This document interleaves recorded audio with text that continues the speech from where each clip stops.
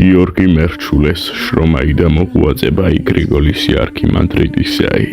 ივე გრიგოლ ხანძთელის ცხოვრება, ეს ნაწარმოები, რომელიც წმინდა მამის გარდაცვალებიდან 90 წლის შემდეგ 951 წელს შეიქმნა, ცოცხლებს მერვე მე-9 საუკუნეების არაბთა ბატონობის ეპოქას და სრული სიღრმით გადმოგვცემს დაოკლარჯეთის სამონასტრო სასწაულს. გრიგოლი ქართლის ერისმთავრის ნერსე მეორის ნათესავი, წარჩინებული ოჯახის შვილი, რომელიც სამეფო კარზე იზრდებოდა და ნიჭითა და სათნოებით ბრწყინავდა. ჰაგიოგრაფი აღბრთოვანებით წერს, რომ მან ისწავლა ყველაფერი და საღმრთო წიგნებით ზეპირად დაისწავლა, მაგრამ მას არ ხიბლავს მიწიერი პატივი. როდესაც მთავრები მას საღმრთელო პატივს სთავაზობენ, ის მტკიცე უარს ამბობს. გზა ქართლიდან უდაბნოსკენ იმ დროს, როდესაც ქართლი არაბთა რისხვის ქვეშ იტანჯებოდა, გრიგოლმა თავის ერთგულ ძმებთან, საბასთან, თევდორესთან და ქრისტეფორესთან ერთად განვლო ეროვნული მისიის შესასრულებლად. ბატოეს აოხრებული ქართლი და კლარჯეთის ხელუხლებელ უდაბნოს მიაშურეს. ეს იყო არა გაქცევა, არამედ ფესვების გაღრმავება. მერჩულეს ცნობით, გრიგოლმა და მისმა თანამოძმეებმა სამონასტრო ცხოვრება პირველად კლარჯეთის უძველეს კერაში, ოპიზის მონასტერში დაიწყეს. სწორედ იქიდან მიიღეს კურთხევა და პირველი დახმარება უდაბნოსკენ წასასვლელად.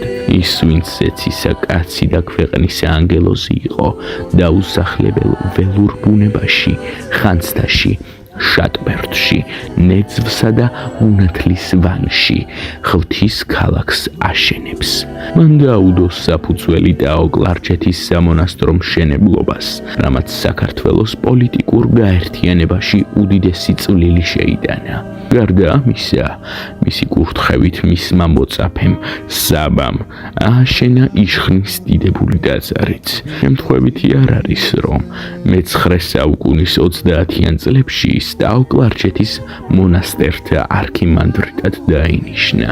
გიორგი მერჩულე გრიგოლ ხანძთელის ცხოვრებაში განსაკუთრებული დრამატიზმით წარმოაჩენს საეკლესიო და საერო ხელისუფლების ურთიერთობას. გრიგოლის საოცარი სულიერი ენერგია პირდაპირ უკავშირდება აშოტ პირველი კურაპალატის მოღვაწეობას, რომელიც ახალი ქართული სახელმწიფოს ბედის მგეგმავი იყო. აშოტი მხარს უჭერდა მას, უბოძებდა მიწებს და პირადად უწერდა წერილებს. კეთილად მსახურმან კურაპალატმან აშოტ მსწრაფლ ხოლო დაწერა ეპისტოლე ხელითა თვისითა, მაგრამ გრიგოლი მეფის სულიერი მრჩეველი და საჭიროების შემთხვევაში გაცრი მსაჯულიცაა. ის არ ერიდება მეფის მხილებას. ამის ყველაზე მკაფიო მაგალითია ეპიზოდი, როდესაც აშოტმა სასახლეში დედაკაცის სიძვისაი მიიყვანა. გრიგოლი მიდის სასახლეში და მეფის უკითხავად ამ უძლიერესი ძალით გამოიყვანს ცოდვილ ქალს და მონასტერში წასვლას გადააწყვეტინებს. როდესაც კურაპალატი მონასტერში მიდის მასთან შესახვედრად, გრიგოლის დავალებით მას არ აძლევენ ქალთან შეხვედრის უფლებას. ეს ფრაზა ხაზს უსვამს ეკლესიის ზნეობრივ დამოკიდებულებას საერო ხელისუფლებისგან, რაც მეფემ გაითავისა და მოინანია. გრიგოლმა გადამწყვეტი როლი ითამაშა აგრეთვე ჯავახეთის საეკლესიო კრებაზეც და არსენ პირველის კათალიკოსად დარჩენის საკითხის სიმართლის ძალით გადაწყვიტა. მან შექმნა საკუთარი სამონასტრო წესი და ჰიმნოგრაფიული საგანძური, საწელიწადოი იადგარი, მაგრამ ნაწარმოების მთავარი, ეროვნულ გამაერთიანებელი იდეა აისახება გიორგი მერჩულეს უკლდავ სიტყვებში, რომელიც დღესაც ჩვენი ეროვნულობის ერთ-ერთი გამოხატულებაა. თლად ფრიადი ქვეყანას აღირაცხების, რომელსაც შინა ენითა ჟამი შეიწირვის და ლოცვას აღესრულების. ამით გიორგი მერჩულე ქართულ იდენტობას ენითა და კულტურით განსაზღვრავს, რაც გრიგოლ ხანძთელის მოღვაწეობის პირდაპირი შედეგია ტაო-კლარჯეთში, როგორც საქართველოს სულიერ და კულტურულ ცენტრში. ხანძთელის 100-წლიანი ტიტანური სიცოცხლე და ღვაწლი იქცა საფუძვლად, რომელზეც ქართული ეკლესია და ერთიანი სახელმწიფო აღდგა ფერფლიდან.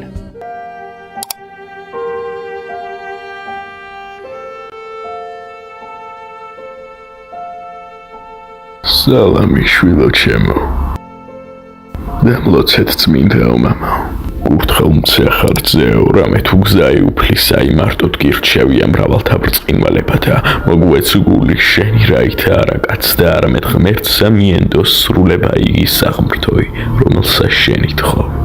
უწყოდებით არმედ მონაგებთა დადევება იგეყუა შენ და საბამად სიკეთისა, აც ჭაბუკო ესე არ სომი სულიერი, რამე თუ არა ხორციელად, არამედ გონებითა უნდა იღვაწო, მოეშლები არამედ სიმდაბლითა დაითმინე ყოველი.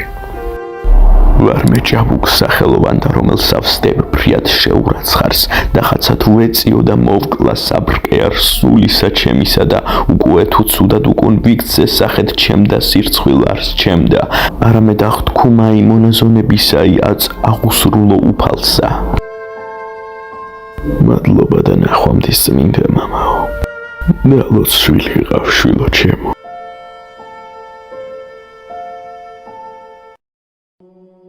თუ დღეს დაოში დავბრუნდებოდი. აჰა, ჟამი უცნაურია და დღემძიმე ჩემო ტაო-კლარჯეთო, 64 კუთხე. 1000 წელიწადი წასულა ჩემი განსვენებიდან და აჰა, ღვთისნებით ლავლიხილე მზე ამ ნაკურთხ მიწაზე.